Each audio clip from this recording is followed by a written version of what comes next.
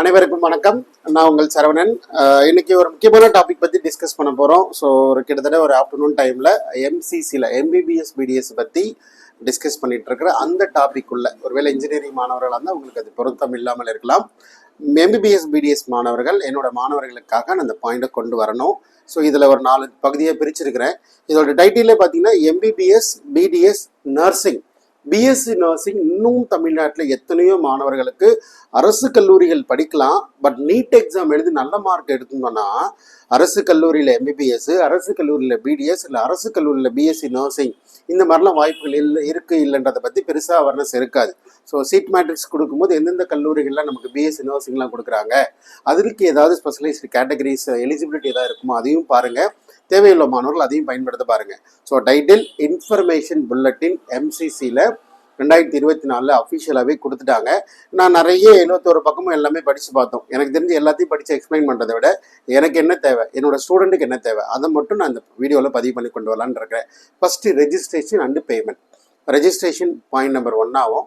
Payment எப்படி பண்ணணும் அப்படின்றத பற்றியும், அதே போல் 3வது பாயிண்டில் கவுன்சிலிங்கோடைய ப்ரொசீஜரை பற்றியும், 4வது ஒரு பாயிண்டில் தமிழ்நாட்டில் இருக்கிற கவுன்சிலிங் ப்ரொசீஜருக்கும் எம்சிசியோட கவுன்சிலிங் ப்ரொசீஜருக்கும் நான் லாஸ்ட் வீடியோவில் சொன்னது அப்படியே நடந்துருச்சு. ஸோ அந்த வீடியோவை பற்றி, அந்த டாப்பிக்கை பற்றியும் நம்ம நம்ம கலந்துக்க போகிறோம். சரிங்களா? ஸோ இன்னைக்கு டேட்டு 13. ஸோ இன்னும் அடுத்த ஒரு 2 to 3 ஹவர்ஸ்க்குள்ள உங்களுக்கு இந்த வீடியோ ரீச் ஆயிருன்னு நினைக்கிறேன். ஸோ அதனால் முடிஞ்ச வரைக்கும் எவ்வளோ ஷார்ட்டாக முடிக்க முடியுமோ ட்ரை பண்ணுறேன். சரிங்களா? Okay. So go for the title. MCC 2024 உண்டான இன்ஃபர்மேஷன் புல்லட்டின் கொடுத்துட்டாங்க. அடுத்து எம்சிசிலேருந்து நம்ம என்ன எதிர்பார்க்கலாம் சார்? ரெஜிஸ்ட்ரேஷன் தான், பேமெண்ட் தான். அதுக்கு அடுத்து சாய்ஸ் செலெக்ஷன். அது 16ஆம் தேதி அன்னைக்கு மார்னிங் தான் சீட் மேட்ரிக்ஸ் கொடுத்து அதுக்கப்புறமேலு சாய்ஸ் செலெக்ஷன் எனேபிள் பண்ணுவாங்க. சரிங்களா? Right. So about the registration. Sir ரெஜிஸ்ட்ரேஷனில் அப்போ என்னென்ன தவறுகள் நடக்க வாய்ப்புகள் இருக்குது, என்னென்ன தவறு நடந்திருக்கு, எனக்கே ஒரு அனுபவம் நடந்திருக்கு. அது என்னுடைய ஸ்டூடெண்ட்டுக்கு. நான் தவறு பண்ணலை, அவங்க வெளியில் இடத்துல ஒரு தவறு பண்ணிவிட்டு அதுக்கப்புறம் எங்கிட்ட ஓடியாந்தாங்க, இந்த மாதிரி ஒரு தவறு நடந்துச்சு, என்ன பண்ணுதுன்னு தெரியல அப்படின்ற மாதிரி வந்தாங்க. அதுக்கப்புறம் நானே அதை சார்ட் அவுட் பண்ணேன். அதை சார்ட் அவுட் பண்ணுறதுக்கான நிறைய அலைச்சல் அதிகமாகிடுச்சு. சரிங்களா? ஸோ அப்போ ரொம்ப ரொம்ப கவனமாக இருக்க வேண்டியது முக்கியம். ரெஜிஸ்ட்ரேஷன் ரொம்ப ரொம்ப முக்கியம். சரிங்களா? Okay, right. ஸோ கம்ப்யூட்டருக்கு ஒன்றும் தெரியாது, அதனால் நீங்கள் செய்கிற வேலையை தான் அது, நீங்கள் என்ன சொல்கிறீங்களோ அதை தான் அது செய்யும். அதற்கு கவனம். நீங்கள் என்ன எவ்வளோ எக்ஸ்பர்ட்டாக இருந்தாலும் இன்னொருத்தர் அதை பார்த்து சரியாக செய்யணும். 2வது பாயிண்ட்டு பேமெண்ட். சார் எவ்வளோ சார் பேமெண்ட் கட்டணும்? உங்களுடைய விருப்பம் ஒன்லி ஆல் இண்டியா கோட்டா மட்டும்தான் இருக்குது அப்படின்ற பட்சத்தில் ரெஜிஸ்ட்ரேஷன் ஃபீஸ் 500 ரூபாங்க. Refundable deposit 5000 rupees. In case உங்களுக்கு சீட்டு கிடச்சிருச்சு, நீங்கள் ஜாயின் பண்ண போகிறீங்க, ஜாயின் பண்ணல, ஃபர்ஸ்ட் ரவுண்டு பொறுத்த வரையும் பிரச்சனை இல்லை, செகண்ட் ரவுண்ட்லேருந்து ப்ராப்ளம். ஸோ அதனால் 5500 நீங்கள் பணத்தை கட்டணும். உங்கள் அக்கௌண்ட்டில் கட்டலாம், உங்கள் அக்கௌண்ட்லேருந்து கட்டலாம், இல்லை அக்கௌண்ட் ஃபீஸிபிலிட்டி எந்த அக்கௌண்ட்டில் இருக்கோ ஒருத்தர் மூலியமாக கட்டலாம். செகண்ட் ஜென்ரல் கேட்டகரியாக இருந்தால் 11,000 கட்டணுங்க. அதே மாதிரி டீம்டு யூனிவர்சிட்டினா 2,50,000 பணம் கட்டுங்க.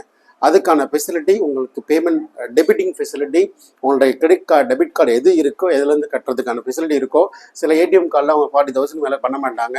2 லட்சம் நான் டெபிட் பண்ணணும் அப்படின்னா நீங்கள் பேங்க்கில் பர்மிஷன் வாங்கி அவங்கள்ட்ட அக்செப்ட் பண்ணால் தான் அதை பண்ணுவாங்க இல்லையா?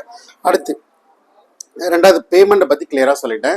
கட்டுறதுக்கு நீங்கள் எல்லா ஆன்லைன் டிரான்சாக்ஷன் பிளாட்ஃபார்மும் பண்ணலாம். எந்த பேங்க்கில் போய் சலான் கட்டுறது அந்த மாதிரி ஃபார்மாலிட்டிஸ் கிடையாது. சரிங்களா? ஸோ ரெஜிஸ்ட்ரேஷன் பண்ணிட்டீங்க, பேமெண்ட் பண்ணி முடிச்சிட்டிங்க. அடுத்து டைரெக்டாக கவுன்சிலிங்கோட ப்ரொசீஜர். சார் கவுன்சிலிங் ப்ரொசீஜர் இது எப்படி சார் நடக்கும்? இந்த கவுன்சிலிங் ப்ரொசீஜர் நான் தெளிவாகவும் மெதுவாகவும் சரியாகவும் சொல்லிக் கொடுக்க வேண்டியது என்னுடைய கடமை. என்ன நடக்கும் அப்படின்றதுல நான் தெளிவாக உங்களுக்கு நான் சொல்லிடுறேன். சரிங்களா? இப்போ நம்ம எதில் இருக்கிறோம் அப்படின்னா, அவங்களே ஒரு ஃப்ளோ சார்ட் கொடுத்துருக்காங்க. எம்சிசி இன்ஃபர்மேஷன் புல்லட்டில் பேஜ் நம்பர் 8ல் அவங்க ஒரு புல்லட்டின் கொடுத்துருக்குறாங்க. அதில் online medical counselling, registration fees, security deposit, submission of choice, modify locks இதெல்லாம் ஓகே. நமக்கு என்ன தேவையான ரெஜிஸ்ட்ரேஷன் பண்ணியிருந்தோங்க. ஃபஸ்ட் ரவுண்ட் கவுன்சிலிங்குள்ளே வரீங்க. சரிங்களா? ஃபஸ்ட் ரவுண்ட் கவுன்சிலிங்கில் இதை நீங்கள் பார்த்தீங்கன்னா இந்த ட்ராக் மட்டும் நீங்கள் எடுத்துக்கலாம். ரவுண்ட் 2 போட்டிருக்கிறது இங்கே புதுசாக இருக்கிறத பற்றி அப்புறம் டிஸ்கஸ் பண்ணலாம். ரவுண்ட் 1ல் நீங்கள் கலந்துக்கிறீங்க. ஓகே, ரவுண்ட் 1ல் நீங்கள் கலந்துக்கிறீங்க. கவுன்சிலிங்கில் சாய்ஸ் செலெக்ஷன் பண்ணுறீங்க, கலந்துக்கிறீங்க. எஸ் அப்படின்னா உங்களுக்கு சீட்டு கிடச்சிருச்சு. ஒருவேளை நோ அப்படின்னா 2வது ரவுண்டுக்கு போய்டும். எஸ் சீட்டு கிடச்சிருச்சு, அலாட் ஆகிடுச்சு.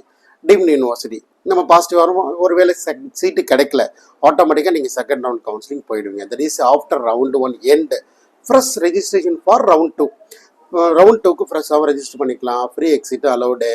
ரவுண்ட் 1ல் உங்களுக்கு ஒரு சீட்டு கிடைச்சாலும் நீங்கள் தாராளமாக திரும்ப எகைன் ரெஜிஸ்டர் ஏற்கனவே ரெஜிஸ்டர் பண்ணதை திரும்ப ரெஜிஸ்டர் பண்ண தேவையில்லை, டெபாசிட் கட்ட தேவையில்லை. ஆனால் என்ன பண்ணலாம், புதுசாக ரெஜிஸ்டர் பண்ணிக்கலாம். ரைட், ஒரு சீட் கிடச்சிருச்சு, நேராக என்ன பண்ணுறீங்க, எந்த சீட் கிடச்சி அந்த காலேஜில் போய் ஜாயின் பண்ணுறீங்க. ஒருவேளை அந்த காலேஜில் நீங்கள் ஜாயின் பண்ணாமல் இருந்தாலும் அதுக்கு பேர் free exit. Okay, so joining பண்ணிட்டீங்க. ஒருவேளை நீங்கள் என்ன பண்ணலாம், அந்த காலேஜ்லேயே நான் அடுத்த ரவுண்டில் வேறு காலேஜுக்கு போகிறதுக்கு ஐடியா இருக்குங்க, அதனால் நீங்கள் அக்செப்ட் பண்ணுங்க, எனக்கு வந்து அப்கிரேடேஷன் எஸ் கொடுங்க அப்படின்னு சொல்லி நீங்கள் காலேஜில் ஜாயினிங் ஃபார்மெட்டில் கண்டிப்பாக சொல்லணும்.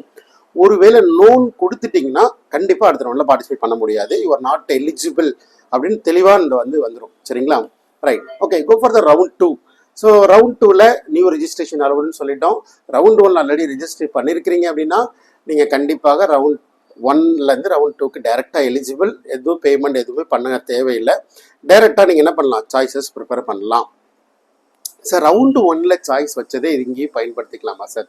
சில ஸ்டேட்டில் அந்த மாதிரிலாம் இருக்குது. ஃபஸ்ட் ரவுண்டில் நீங்கள் என்ன சாய்ஸ் பண்ணுறீங்களோ அதை பேஸ் பண்ணி ஸ்டே ரவுண்டு வரையும் சாய்ஸ் கொடுத்துட்டே இருப்பாங்க, அலாட்மெண்ட் கொடுத்துட்டே இருப்பாங்க. இப்போ அங்கே வந்து அப்படி கிடையாது. எம்சிசியில் நீங்கள் ரவுண்ட் 2 சாய்ஸஸ்ஸு ரவுண்ட் 1ல் நீங்கள் என்ன பண்ணீங்களோ அது வந்து நல் அண்ட் வாய்டுன்னு சொல்லிடுவாங்க.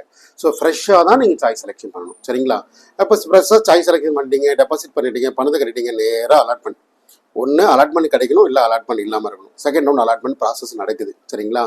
ஒருவேளை செகண்ட் ரவுண்ட் ப்ராசஸ் அலாட்மெண்ட் நடக்கும்போது ஃபர்ஸ்ட் ரவுண்டில் ஒரு சில பேர் அப்கிரேடேஷன் கொடுத்துருப்பீங்களே, அவங்க என்ன பண்ணணும், if upgraded then candidate must relieve from the round 1. நீங்கள் ஒரு கல்லூரி போயிருக்கிறீங்க, அந்த கல்லூரி ஏதோ ஒரு கல்லூரி இருக்குது, அதை விட பெஸ்ட்டான கல்லூரி தான் எப்படி இருந்தால் அப்கிரேடில் போடுவீங்க இல்லையா? அந்த அப்கிரேட் காலேஜ் கிடச்சிருச்சு அப்படின்னா அந்த காலேஜ் ஃபஸ்ட்டு காலேஜ்லேருந்து ரிலீவ் பண்ணி அவங்கள எப்படியா இருந்தாலும் முடிஞ்ச வரைக்கும். இந்த இடத்துல ஒரு சில பாயிண்ட் சொல்ல போனால் ஃபர்ஸ்ட் ரவுண்டில் அப்கிரேட் ஆப்ஷன் இருந்தாவே நீங்கள் கண்டிப்பாக என்ன பண்ணுங்கள், டிமாண்ட் டிராஃப்டாக கொடுங்க. ஏன்னா டிமாண்ட் டிராஃப்டாக கொடுத்தீங்கன்னா பிரச்சனையே கிடையாது. ஒருவேளை டிமாண்ட் டிராஃப்டாக கொடுக்காம அக்கௌண்ட்டில் ட்ரான்ஸ்ஃபர் பண்ணிட்டீங்கன்னா ஃபார்மாலிட்டிஸ் ரொம்ப அதிகமாகிடும். ஏன்னா அவங்க மினிமம் எல்லாருடைய ப்ராஸ்பெக்டும் 10 நாள்லேருந்து 13 நாள் கழிச்சு நான் பணம் கொடுப்பேன்னு சொல்லிட்டாங்க. நீங்கள் போய் ரவுண்ட் 1 வந்து ரிப்போர்ட் பண்ணும்போது என் பணத்தெல்லாம் ரிட்டர்ன் கொடுங்கன்னா அவ்வளோ சீக்கிரம் கொடுக்க மாட்டாங்க. சரிங்களா? அப்போ என்ன பண்ணிடும், பழைய காலேஜில் ஒரு 20 லட்சம், புது காலேஜில் ஒரு 20 லட்சம், 40 லட்ச ரூபா அந்த இதில் அலைய முடியாது. ஸோ ரொம்ப ரொம்ப கவனம் இந்த இடத்துல. கைடன்ஸ் ரொம்ப முக்கியமானது. சரி, ரவுண்ட் 1லேருந்து ரவுண்ட் 2க்கு நீங்கள் அப்கிரேட் ஆகிட்டீங்க, உடனே போய் ரிப்போர்ட் பண்ணு. Okay, right. ரவுண்ட் 2ல் ஃப்ரெஷ்ஷாக உங்களுக்கு ஒரு அலாட்மெண்ட் கிடைக்குது. ரைட். ஸோ ரவுண்ட் 2ல் சீட்டே கிடைக்கல, ஆட்டோமேட்டிக்காக என்ன இல்லை, நீங்கள் ஃபர்தராக தேர்ட் ரவுண்டுக்கும் ஸ்டே ரவுண்டுக்கும் எலிஜிபிள் ஆகிட்டீங்க. சீட்டு கிடைச்சிருச்சு. ஓகே, ரொம்ப முக்கியமான மைண்ட், உங்களுக்கு ஒரு சீட்டு கிடைச்சிருச்சு. சரிங்களா? சீட்டு கிடைச்சிருச்சுனாவே இந்த சாய்ஸ் செலெக்ஷனில் நிறைய பாயிண்ட்ஸ் நீங்கள் நோட்டிஃபை பண்ணணும். எனக்கு என்ன தேவை, எனக்கு என்னால் என்ன முடியும், எவ்வளோ செலவாகுன்ற எந்த ஒரு அறிதலும் புரிதலும் இல்லாமல் இந்த ஒரு ஆர்ட்ஸ் அண்ட் சயின்ஸில் சாய்ஸ் செலெக்ஷன் பண்ணுற மாதிரி, இன்ஜினியரிங்கில் சாய்ஸ் செலெக்ஷன் பண்ணுற மாதிரி பண்ணிடாதீங்க தயவு செஞ்சு. அப்போலாம் நீங்கள் வந்து ரொம்ப கவனமாக இருக்கணும். சரிங்களா?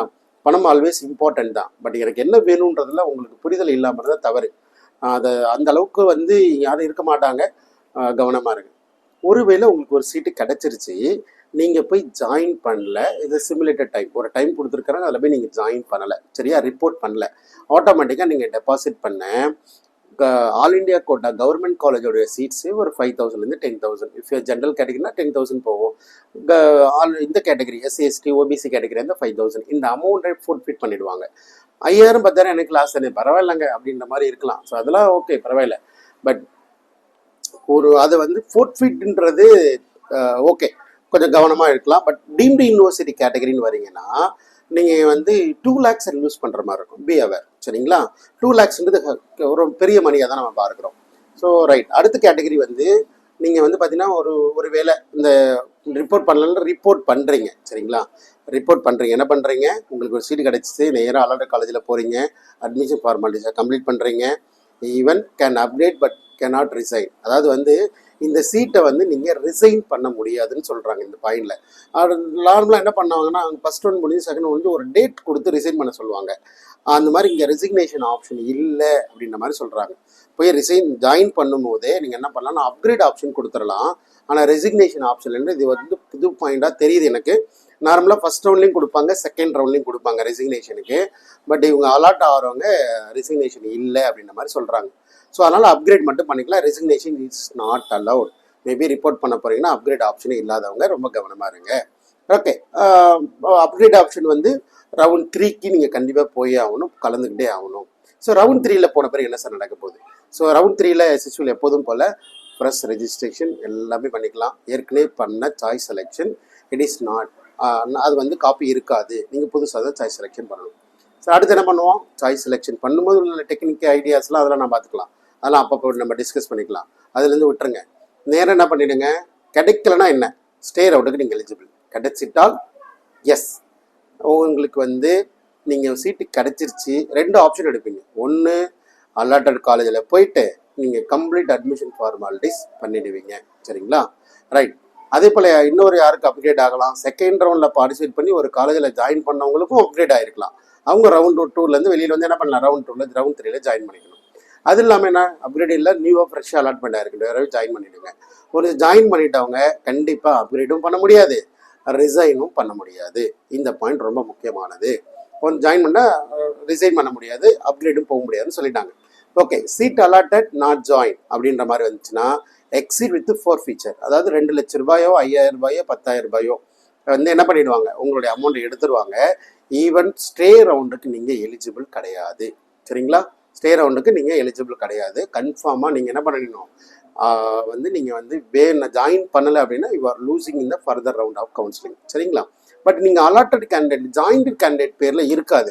மேபி நீங்கள் மற்ற ஸ்டேட்டு, தமிழ்நாடு இதிலெல்லாம் கலந்துக்கலாம், யூ ஆர் எலிஜிபிள். சரிங்களா? சரி, ஓகே. ஸ்டே ரவுண்ட் சொல்லுவோம். இப்போ ஸ்டே ரவுண்டை பற்றி ஒரு பாயிண்ட்டில் சொல்லிடுறேன். It is a fresh registration, choice filling எல்லா ரவுண்ட்லையும் பண்ணிக்கலாம். சரிங்களா? சீட் உங்களுக்கு அலாட் ஆகிடுச்சு, கண்டிப்பாக நீங்கள் ஜாயின் பண்ணியே தீரணுங்க. சரிங்களா? அதில் எந்த மாற்றமும் இல்லை. ஜாயின் பண்ணியே தீரணும். அந்த சீட்டை ரிசைனும் பண்ண முடியாது. சரிங்க, நீங்கள் போகலை, ஜாயினும் பண்ணல, உங்களுக்கு பனிஷ்மெண்ட் என்ன அப்படின்னா, நீங்கள் கட்டின 2 லட்ச ரூபா பணத்தையும் இது பண்ணிவிடுவாங்க.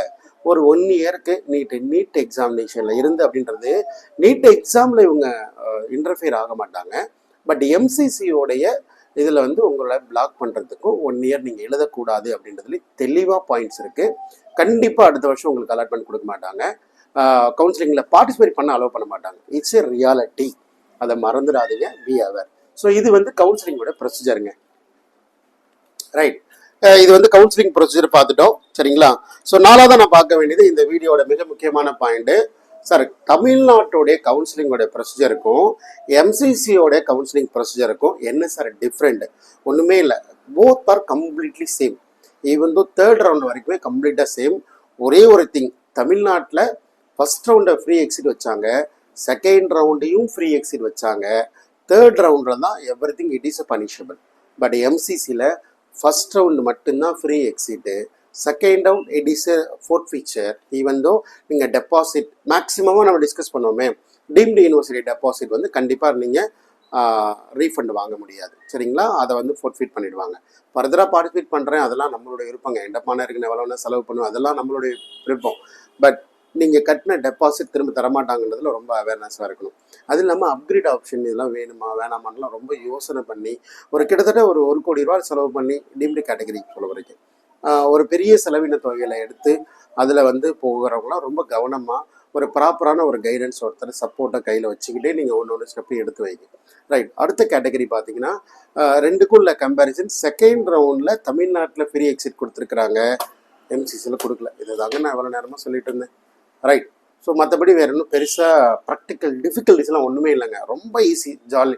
We will start the process from tomorrow onwards. நாளையிலிருந்து எம்சியுடைய ரெஜிஸ்ட்ரேஷன் ஸ்டார்ட் பண்ணலாம். சரிங்களா? எல்லோரும் ரெடி ஆகிடுங்க. தேவையான document NEET score card, +2 mark sheet, Aadhaar card 3 document போதுமானது. டெபாசிட் பண்ணுறதுக்கான பேங்க் ட்ரான்சாக்ஷன் டீட்டெயில் போதுமானது. தேவைப்பட்டால் தொடர்பு கொள்ளுங்கள். இதுக்கு ஒரு மிகப்பெரிய சப்போர்ட்டாக நம்ம ட்ராவல் பண்ணிகிட்ருக்குறோம். ஃபோனில் கூப்பிட்டு வேணுமான்னு கேட்குறத விட இது எனக்கு செஞ்சு கொடுங்கன்னு கேட்குறது நல்லாயிருக்கும்னு தோணுது. சார், இது மாதிரி ஒன்று எதிர்பார்ப்பில் இருக்கேன், இது மாதிரி ஒரு ஐடியாவில் இருக்கிறேன், இது எனக்கு ஒரு தேவைப்படுது, எனக்கு கொஞ்சம் நல்லாயிருக்கும், ஹெல்ப் பண்ணால் நல்லாயிருக்கும் அப்படின்ற மாதிரி சொன்னால் நம்ம வந்து நிறைய கைடன்ஸ் தான் கொடுத்துட்ருக்குறோம். தேவைப்பட்டால் நேரில் வந்து பாருங்கள், அதை பற்றி நம்ம டிஸ்கஸ் பண்ணலாம். எனிவே, இந்த வீடியோவில் உங்களுக்கு சில தகவல்கள் இந்த நேரத்தில் இந்த டைமில் உங்களுக்கு கொடுத்துருக்கிறது நான் சந்தோஷம். அடுத்தடுத்த வீடியோக்களை நம்ம பார்க்கலாம். மிக விரைவில் நிறைய வீடியோக்கள் எல்லாமே டிஎன் மெடிக்கல் செலெக்ஷன் கீழே இருக்கிற கல்லூரிகள், ஆல் இண்டியா கோட்டாவில் இருக்கிற கல்லூரிகள், டீம்டு யூனிவர்சிட்டியில் இருக்கிற கல்லூரிகள், மற்ற மாநிலங்களில் இருக்கிற எம்பிபிஎஸ் பிடிஎஸோடைய படிப்புகளை பற்றியும் நிறைய ஒன்றா கொடுத்துட்டே இருக்கிறோம். ஸோ சப்போர்ட் பண்ணுங்கள். உங்களுடைய சப்போர்ட் இல்லாமல் இது சாத்தியமே இல்லை. சரிங்களா? ஸோ நம்ம அடுத்த வீடியோவில் பார்க்கலாம்.